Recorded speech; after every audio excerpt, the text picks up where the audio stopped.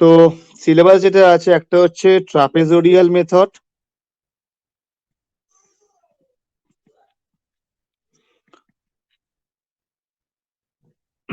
আর একটা হচ্ছে Simpson 1/3 rule. Actually এগুলোর থিওরি আমি যাব না, কারণ থিওরি অনেক ব্যাপার স্যাপার আছে, তোদের থিওরি লাগবে না। তোদের যেটা লাগে সেটা হচ্ছে মেথড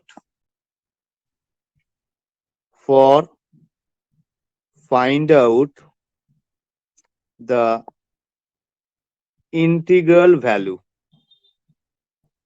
ঠিক আছে? সো অ্যাকচুয়ালি এটা ট্রাপিজোডিয়াল মেথড বা সিমসন 1/3 মেথড কখন অ্যাপ্লাই করা হয়, এটা হচ্ছে মনে করো ইন্টিগ্রেশন আছে a to b some fx dx, এরকম একটা ইন্টিগ্রেশন আছে।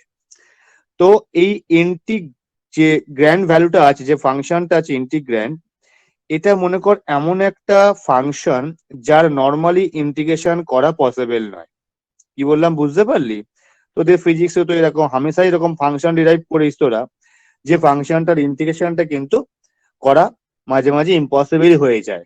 বিশেষ করে ডাইনামিক্স এর ক্ষেত্রে হয়, হাইড্রোস্ট্যাটিক্সে হয়, হাইড্রোডিনামিক্সে হয়, এরকম ধরনের কিছু ফাংশন ডিরাইভ হয়ে যায় যে ফাংশনটা রিয়েল লাইফ মানে রিয়েল ইন্টিগ্রেশন প্রবলেমে মেথডে সলিউশন করা যায় না। বাট এর একটা ভ্যালু আমার লাগবে বা বার করতে হয়, তখন আমরা যেটা ভেবেছিলাম সেটা হচ্ছে যে নিউমেরিক ভ্যালু আমরা বার করতে পারি।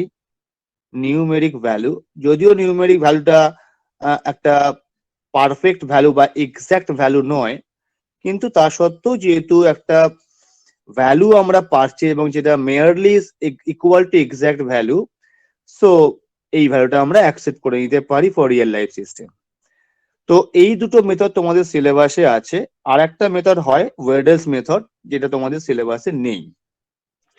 তো অ্যাকচুয়ালি এটা খুব ফর্মুলা বেসড একটা চ্যাপ্টার, তো আমি বেশি থিওরি যাবো না, এই কারণেই বলছি অনেক কিছু গ্রাফিক্যাল কনসেপ্ট আছে এখানে যেগুলো তোমাদের লাগবে না, বা যদি লাগেও আমাকে ভবিষ্যতে পরে বলো, আমি করে দেবো। তো ট্রাপিজোডিয়াল মেথডের আমরা অ্যাকচুয়ালি এখানে কি করতে চাইছি, এটা আমরা ক্লাস 12-এ বেশ কিছুটা পড়ে এসছিলাম, যে এই ইন্টিগ্রেশনের যে লিমিটটা আছে, এই ইন্টিগ্রেশনের যে লিমিটটা আছে, এই লিমিটটাকে আমরা যদি রিয়েল অ্যাক্সিসে প্লট করি, এটা এ এটা B, naturally lower limit A আর আপার লিমিট বি, মানে A should be less than B.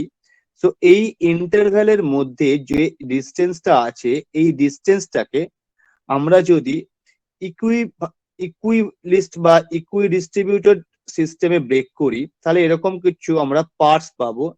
এবং এই প্রত্যেকটা পার্টসের রেসপেক্টে যদি আমরা এরিয়া বার করি, বাউন্ডেড কার্ভ, যেহেতু এটা লিমিট এক্সিস্ট করছে, তার মানে বাউন্ডেড কার্ভ, এই বাউন্ডেড কার্ভের কোনো একটা পার্টিকুলার বাউন্ডারির মধ্যে যদি মনে করো এরকম একটা কার্ভ আছে, এই যে রিজিয়নটা, এটাই হচ্ছে আমাদের ইন্টিগ্রেশন ভ্যালু, যাকে আমরা area bounded by the curve হিসাবে ক্লাস 12-এ পড়েছিলাম, তাই তো? তো এখানেও তাই করছি, কিন্তু এখানে ফর্মুলাটা একটু চেঞ্জ করছি, কারণ আমরা ক্লাস 12-এ যেটা করেছিলাম তাতে একটা বিরাট এরার ক্রিয়েট হচ্ছিল।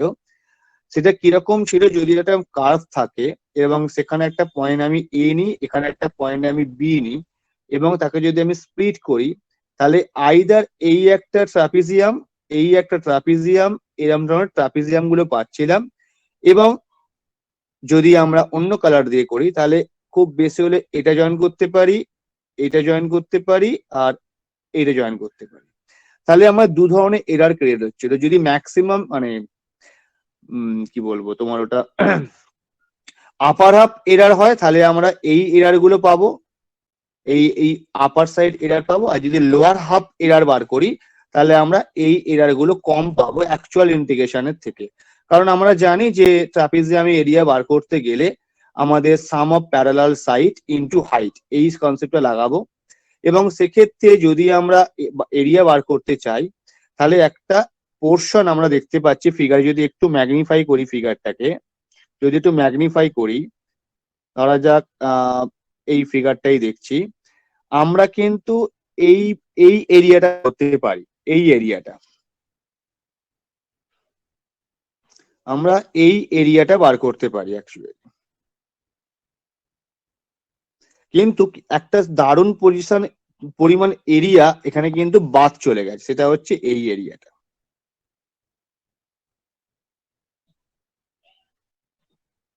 এই পরিমাণ এরিয়াটা কিন্তু আমাদের ইন্টিগ্রেশনের মধ্যে আসে না, ফলে একটা এরার ক্রিয়েট হয়।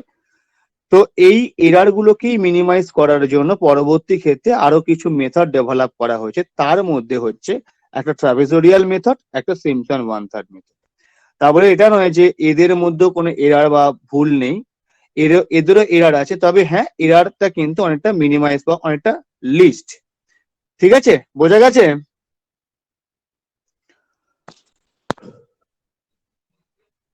তো ট্রাপিজোডিয়াল ফর্মুলা বলার আগে আগে একটু দেখে নিই আমরা কি করতে চাইছি। তো আবার ওই integration A to B f x dx এরকম একটা ইন্টিগ্রেশন আছে। আমরা এ টু বি কে ইকুয়াল ডিস্ট্রিবিউট করব, তার মানে এ যদি ইনিশিয়াল ভ্যালু হয় এর তাহলে পরের ভ্যালুটা হবে মনে করো এ প্লাস এইচ, তারপরের ভ্যালুটা হবে A plus H and then plus H. তার মানে আমরা পাচ্ছি A plus H, A plus two H, এরকম করতে করতে ভ্যালু পাচ্ছি। এবং যদি nth টার্ম বলি তাহলে A plus n minus one into এইচটা হচ্ছে আমার বি। এটা ক্লাস 12-এ করেছিলাম, কিন্তু এন এর উপর কোনো বাউন্ডারি ছিল না, কিন্তু এবার বাউন্ডারি আসবে। সিম্পসন ওয়ান থার্ড ট্রাপিজোডিয়াল ফর্মুলায় বলছে,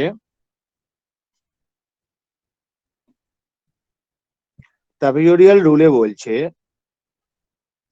যে যদি কোনো integration A to B f x dx থাকে, তার ইন্টিগ্রেশনের ভ্যালু বার করার জন্য ফর্মুলা হচ্ছে এইচ বাই টু।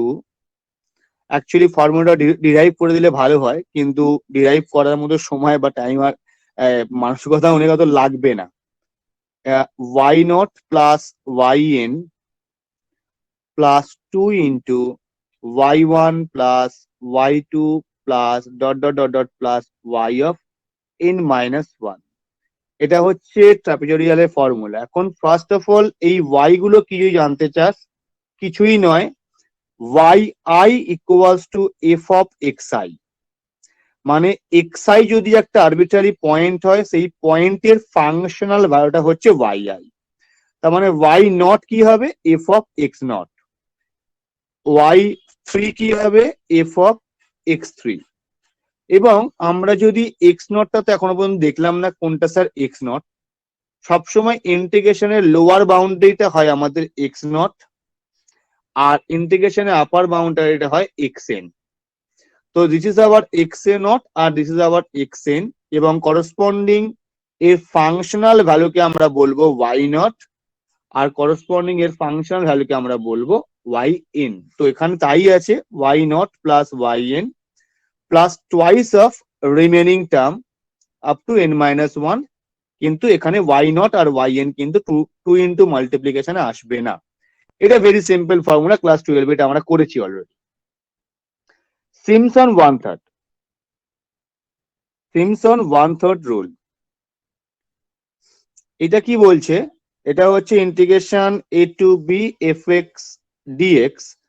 এটা হচ্ছে H by three y naught plus Y N plus two into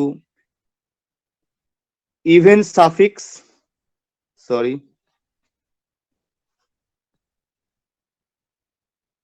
even suffix, sorry একটুখানি ভুল হয়ে গেছে, sorry, two into summation of even suffix plus 4 into summation of odd suffix.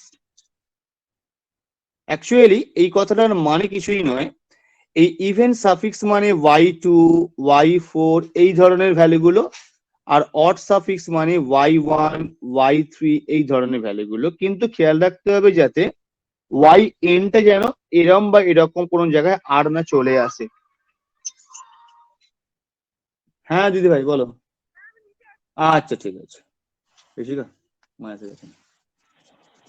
তো এই হচ্ছে সিনারিও। এইরকম ধরনের ডেটা দিয়ে আমাদের অঙ্ক পরীক্ষায় করতে দেবে যে সিম্পসন ওয়ান থার্ড বা ট্রাপিজয়েডাল সলভ করো। আর এর সঙ্গে আরেকটা বলবে ফাইন্ড এরার। হ্যাঁ, ফাইন্ড এরার এটা বলতে পারে। তো এখানে তোমাদের যে ফাইন্ড এরার মেথড আছে, অ্যাকচুয়ালি এরারের জন্য আলাদা ফর্মুলা আছে, তোমাদের সেটা নেই সিলেবাসে। তোমাদের যেটা এরার বার করার ব্যাপার সেটা হচ্ছে exact value minus numeric value. Exact value minus numeric ভ্যালুর মডিউলাসটাই হচ্ছে আমার এরার।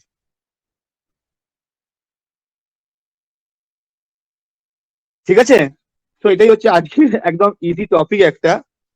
তো তোরা যদি চাস আমি একটা অঙ্ক করে দিতে পারি, তবে আমার চেয়ে তোরা তোরা করলেই ভালো হয়। তোরা করবি না আমি করব? আমরা করব। বাহ, ভালো লাগলো শুনে আমার। মানে খুব সহজ, এটা কি মেকানিক্যাল একটা প্রসেস। তো আমি একটা সহজ অঙ্কই দিচ্ছি, পরীক্ষায় যেমন দেয় আর কি।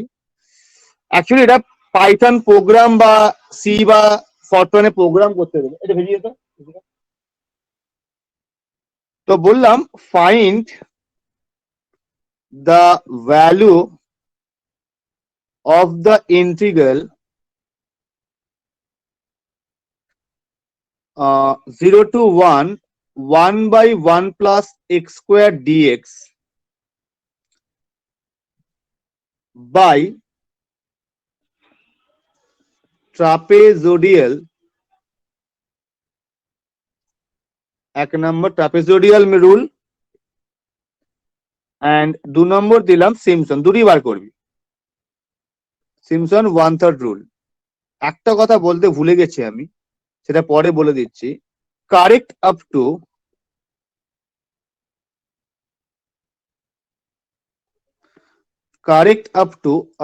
Three significant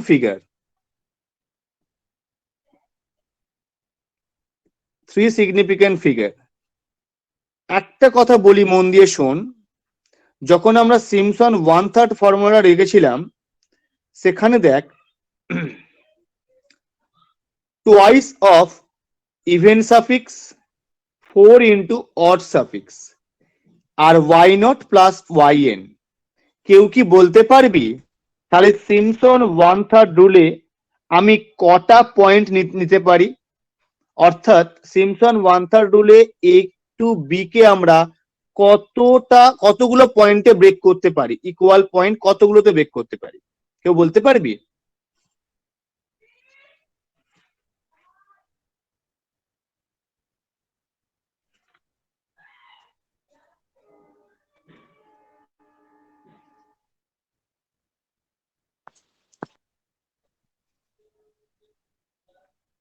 I'm waiting for your answer.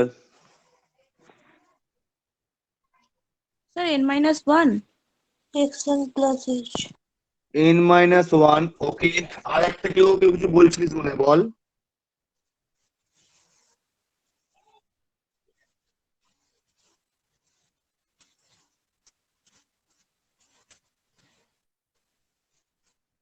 Hello, hello,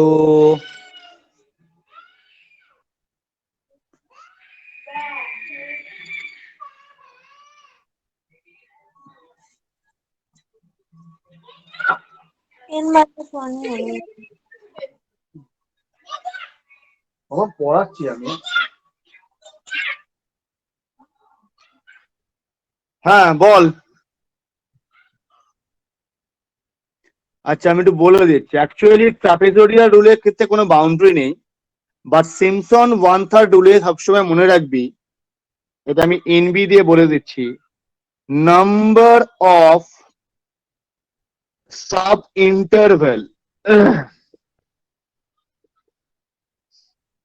তার মানে এবি কে কতগুলো ইন্টারভেলে ব্রেক করতে পারি? Number of sub interval for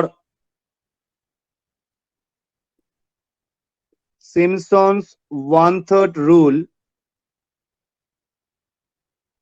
The number of subinterval for Simpson 1/3 rule should be 2 in form. That means একটু ভালো করে বললে ইভেন নাম্বার। বুঝতে পারলি? হ্যাঁ। এই যে ইন্দ্রা ম্যাডাম, না কি করে হচ্ছে? কি করে হচ্ছে মানে বুঝতে পারলাম না, বল। মানে 2n টা কেন লিখলাম, মানে 2n খানা কেন? ও আচ্ছা, 2n খানা কেন,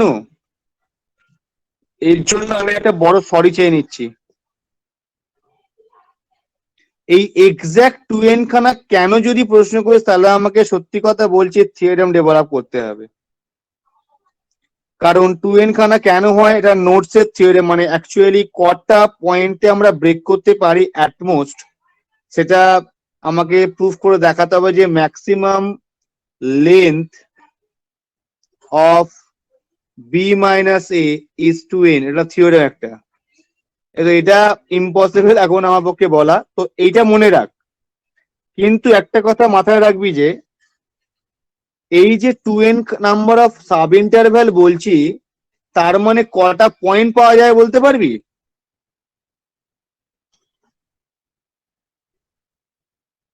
খুলছে বারবার, খুলছে না।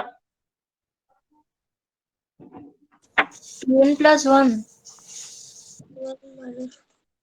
2n plus 1, okay, very good. Actually number of sub interval হচ্ছে একটা এক্সট্রা হয় নোড। এই ভাষাটা আসবে N O N O D, node, node or nodes. Node মানে হচ্ছে number of sub interval plus 1, এটা হচ্ছে নাম্বার অফ নোডস। মানে এ আর বি এই মুহূর্তে যদি আমি একে তিনটে ইন্টারভ্যালে ব্রেক করি, তাহলে নাম্বার অফ পয়েন্ট পাবো চারটে, 1 2 3 4। ইন্টারভ্যাল সংখ্যা হচ্ছে একটা, দুটো, তিনটে ইন্টারভ্যাল, চারটে নোটস। এটা আমরা ছোটবেলায় বহুবার দেখেছি খুঁটির অঙ্কের ক্ষেত্রে। তো number of sub interval Simpson 1 এর ক্ষেত্রে কি সবসময় 2n হবে, ঠিক আছে? ইভেন নাম্বারে সাব ইন্টারভ্যাল থাকবে। তো এইখানে কোশ্চেনটাতে আমি কোনো সাব ইন্টারভ্যাল বলিনি, তোমরা ধরে নেবে অ্যাজুমিং number of nodes 13। Number of nodes 13 মানে গালিব বল কটা সাব ইন্টারভ্যাল? 14টা। ঘুষি মারবো। পয়েন্ট 12, মানে 12টা। 12টা নোটস। একটু আগে দেখ, number of notes equal to বলেছিলাম সাব ইন্টারভ্যাল প্লাস 1। এখানে নোটস এর ভ্যালু দেওয়া আছে 13, সো সাব ইন্টারভ্যাল প্লাস 1 মানে সাব ইন্টারভ্যাল হবে 13 মাইনাস 1 12। যাই হোক, তাহলে 13 খানা পয়েন্ট নিয়ে আমরা এই দুটো প্রবলেম সলভ করব। মানে দুটো প্রবলেম না, প্রবলেম আমি একটাই দিয়েছি, প্রবলেম একটাই সলভ করব এবং দেখবো ট্রাপিজোডিয়াল মেথডে কত আনসার আসে, সিম্পসন 1/3 কত আনসার আসে, আর একটা এক্সাক্ট ইন্টিগ্রেশন করলে কত আনসার আসে। এই তিনটে তোরা করবি তো, নাকি হ্যাঁ কিনা জোরে বল। হ্যাঁ স্যার। ওকে, অসংখ্য ধন্যবাদ, করে ফেলো। আমি যেন প্রত্যেককে দেখি করেছিস। আমি একটু মিউট রাখছি, বুঝলি? ইন্দ্রা লেফট হয়ে গেল রেগে গিয়ে, আবার জয়েন করলো রেগে গিয়ে, এই দুমদাম করে বন্ধ হয়ে যাচ্ছে। ওগুলো আগে এখন দেখাচ্ছে, আমি তো এখন জয়েছি। ও রেগে যাচ্ছিস কেন ইন্দ্রা? তোর কম্পিউটার দুমদাম অফ হচ্ছে, তুই দুমদাম রেগে যাবি? আরে না, রাগিনি।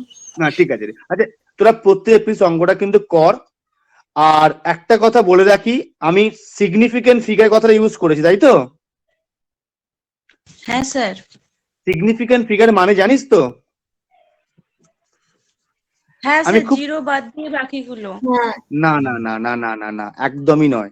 একটু আমি শর্টে বলছি, কারণ এটা একটু বড় জিনিস। আমি প্রথম লাস্টের দিকে এগুলো বলে দেবো, কারণ তোদের পরীক্ষায় শর্ট কোশ্চেন আসবে।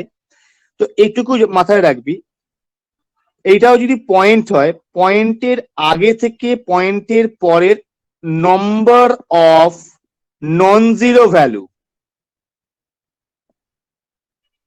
নাম্বার অফ, সরি, ওহো ভুল ভাল লিখছি স্যার, আজকে মাথা খারাপ হয়ে গেছে আমার।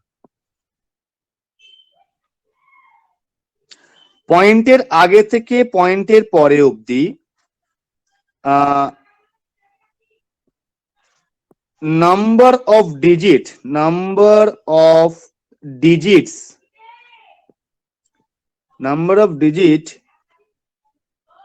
from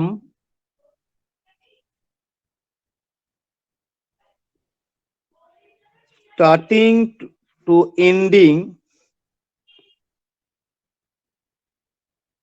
such that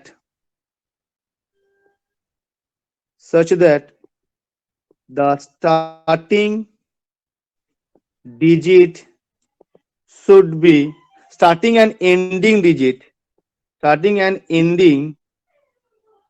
digit should be non-zero। তার মানে যদি এরকম একটা আমি এক্সাম্পল বলি 2.0100101000, এটা কত সিগনিফিক্যান্ট ডিজিট বলতে পারবি?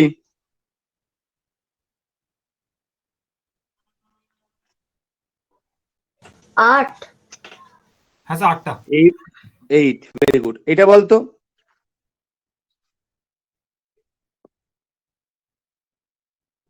স্যার একটা। এটা কত? ও সরি স্যার, হ্যাঁ বল। এটাও 8টা। এটাও 8। 8টা। ঠিক আছে, তাহলে তোরা বুঝে গেছিস কাকে বলে। অর্থাৎ দশমিকের পরের নন জিরো ভ্যালু থেকে দশমিকের আগে নন জিরো ভ্যালু থেকে দশমিক পর নন জিরো ভ্যালু অব্দি কাউন্ট করবি। কিন্তু অ্যাকচুয়ালি এটা মুখে বললাম, এখানে অ্যাকচুয়ালি যেটা পরে আমি যেটা বলবো শেখাবো সেটা রাউন্ড অফটা যখন শেখাবো তখন আরো ভালো করে একটা ক্লিয়ার ভিউ দেবো। তো তোরা অঙ্কটা কর, ঠিক আছে?